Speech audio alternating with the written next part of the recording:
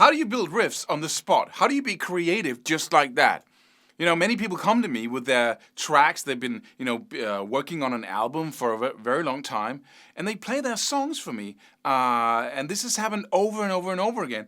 And what I, tend to say, or want to say at least, is those are just songs.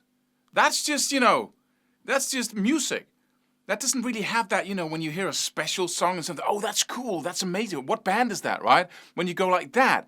That's because that music is at a higher level. But most people never get to the higher level because they don't master the craft of composing. So that's all they're focused on. Just like when you're soloing, if you have to struggle with the scales or the techniques that you use, and that's not totally automatic, super easy, then there's no space to focus on really playing that solo that sounds just amazing, right? You don't have there's no room for that kind of creativity because you're just focused on making it happen. And the same thing goes when we're composing riffs and songs and melodies, is that as long as it's a struggle just coming up with ideas and putting them together in a logical way, then that's what we're focused on. We don't get to focus on, okay, let's create something that just makes people go, wow, that's a hit. That's an instant hit, right? And you say, oh, I don't want to create hits. Why not? Why not make people go, wow, the first time they hear your song? Right? But we can never get there unless we turn riff building and chord progression building, songwriting into a craft. In music, I was told that, okay, if you want to write a riff, then what you do is you go out, you learn a lot of riffs from AC/DC from other people, right? And I really studied AC/DC at that time, so I really tried to, learn that. And then what you do, at some point, you become able to create your own riffs. Yeah, on the basis of, other people's riffs, right? Now, what really happens there is that you fill up your little database in your brain of little ideas from other people, and then when you start building your riffs, it's basically little bits and pieces from what they did. So being original, creating something new is really hard when you're using that method. And it isn't a method. It's just learn this and then haphazardly you might be able to do this, right? And so it's the same thing with soloing. You learn licks and then you start building your solos from licks, which is like building blocks that other people built, right? You start putting them together and you sound just like the guy next door. If you really want to master creativity, you must have a system of how to build. If you're a carpenter, you would never go like that. You would never say that to a guy who's trying to learn how to create a chair from wood. Give him the tools first of all. Show him how to maintain the tools. Show him how to use the tools. Show him what a good chair is. What's a good chair when it comes to sitting in it afterwards. There's a craft to learn. And then he would be able to go out and say, okay, I can create chairs like that, right? I can create a new chair. I can go blue chair, green chair, big chair, small chair, because that's my craft. It's not an art, right? The art form comes in when you get so proficient at creating chairs that it's nothing. Then you start being creative because then you start, what if I did this? Because it's effortless. You just, you can paint now. You don't have to focus on just making it look like something. You totally master it so you can make it look like anything. That's the point you want to get to. And some people get there by using the traditional method of just learning a lot of other people's stuff and then, haphazardly, and we call them geniuses and talented. But and what you'll find in these videos is a system. So let's look into a simple system of riff building. That's the little area we're going to look at here in these couple of videos, that one today and the next one and the next one after that. And the first thing we must focus on is we must pick things apart. What is in that? What does a chair consist of? What's the different parts of a chair? What's the different parts of a riff? What do you mean parts? Well, we have rhythm, for one, we have structure, and we have notes. And if you look in the little manual that comes with this video, you'll see that we have like a circle, and we have those three elements. That's a system already. Because if we can create the rhythm, if we can create a cool structure, and we can create some notes to that rhythm and that structure, then bam, you have a riff. If you then set up some rules that make you can randomly pick ideas from your little magic box of random ideas. But if you make sure that these ideas, they stay within certain boundaries of what the human ear really likes to listen to, then you can just get idea after idea, original ideas all the time, because it's random with boundaries to it. So what do? Well, first of all, we start with the rhythm. I should say, what is rhythm? Well, basically, it's subdivisions, and then you accent some of the subdivisions. Just imagine you have like a metronome going, right? You have one, and then you just put accents to it. So, and those subdivisions might be. So we got 1, 2, 3, 4, right? So that's kind of that ticking in the background. And then you go. Dat is still the same subdivisions, but you put an emphasis on some of them, and some others you don't. Maybe you don't even hear them, so you just go. Right? But if you know, so that's the first thing. That's rhythm, basically, right? And if you combine that with structure, and structure is basically the thing I just played. That is first a little idea, ba-da, then a new idea, da-da-da-da-da-da, very, pop rock. You can consider this one thing as well. But if I play that, your ear is going to want to hear something. Let me just play it. And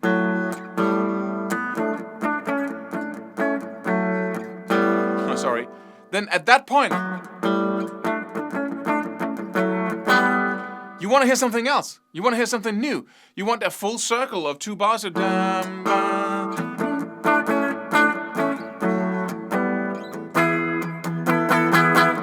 Right? And then you come full circle. So you have these little repetitions in a system, and we call that structure. So we have A, that's A, and then B, and then A again, and then C. It's a new little thing.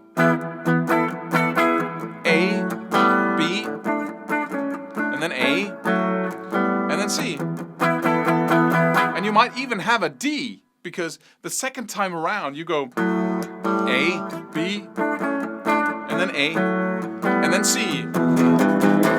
Right, you put in another thing, and then you have a full circle of 2 repetitions like that, because you have a C or a D too.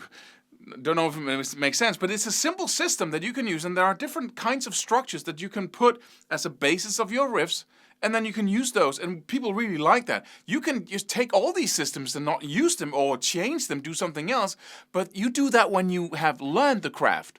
Not before, right? So you learn the craft, and then you can start changing it. I don't want to do that, right? And see what you come up with. But in the beginning, you just learn what is pleasant or what really makes sense, musical sense to most people's ears. The notes are just a scale. Any song, a key is a scale. C major, that key is a C major scale, right? Or minor can be several different scales. You can have a natural minor, but it's still A minor, for instance. You can use harmonic minor. But whatever scale, it's a matter of deriving the chords from that scale. So everything comes from that scale. You have 7 notes in a normal major minor, also called a diatonic scale, 7 notes. And from those 7 notes, you take chords, which is notes placed together, right? And take melody, soloing, whatever. All that stuff comes from the same 7 notes. So that's basically the fabric of the song or the piece. And you do the same thing and in this case, when I was doing this, I was using the A Dorian minor. I had the A note as a pedal tone in the bottom, and then I was doing double stops, playing 2 notes from the scale, following a specific system. Right? And so it's basically the A Dorian, which is the same as the G major scale. Right, but don't think about that right now. And then I'm adding that to the rhythm. So I come up with a rhythm, and then I add notes to it, and then I start putting a structure to it, basically in that order. So I come up with a rhythm, and dat dat dat dat dat dat dat dat dat dat dat dat. Come up with a scale, a concept of the low note. Dat dat dat dat dat dat. And I change the rhythm in the end there to have that structure A B A C, right? Makes sense. So by following these systems, I know this is really fast right now, but by taking each element and then devising a little system of rhythm, of structure, we just talked about the structure of what that structure could look like. There are several different structures you can use. Notes, there are several different scales you can use. I could use the same rhythm, but then with a Phrygian major scale and an E Phrygian.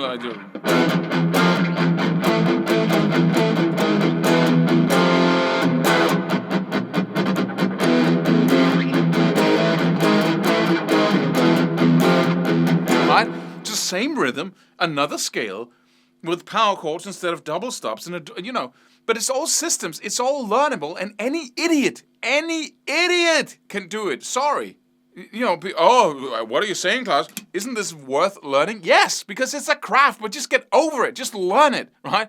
Just learn the craft so you can start making some real music. So you can, so when you come to me and say, oh, listen to this song, I know that you didn't focus on just making the song happen, trying to come up with a verse and a chorus or the riff, or you didn't focus on that, because you can generate 100 ideas an hour, right? In that, because you go in, okay, let's come up with a rhythm, let's do the structure, let's put on some notes, and then bam, bam, bam. That's not important. That's not, you actually start with the creative process of trying to figure out how to create something that makes that gives you goosebumps, right? That gives you, oh, that's amazing.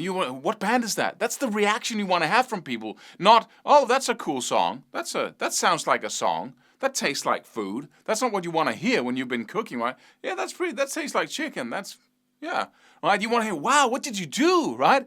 And if you master cooking, you can make that happen, because that's what you focus on, those details, right? I hope that makes sense.